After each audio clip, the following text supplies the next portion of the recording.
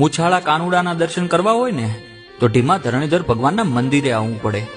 જગતમાંનું એક જ એવું મંદિર કે જ્યાં દ્વારિકાધીશ મૂછો સાથે શોભાયમાન છે.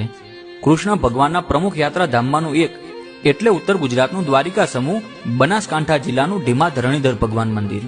અહીં પહેલા વરાહ ભગવાનનું મંદિર હતું, જે ઈસવીસન 1353માં અલાઉદ્દીન ખિલજી દ્વારા મૂર્તિ ખંડિત કરવામાં આવે છે. ને જ્યારે તે ઢીમણનાગ દાદાની મૂર્તિ ખંડિત કરવા જાય ત્યારે મૂર્તિમાંથી ભમરા છૂટે અને આખી સેના નાસી ભાગે છે.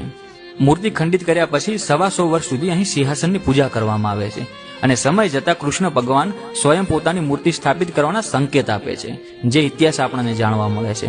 આ વિસ્તારમાં કૃષ્ણ ભગવાનને લોકો શામળિયા કે ધરણીધર ભગવાનના નામે જાણે છે.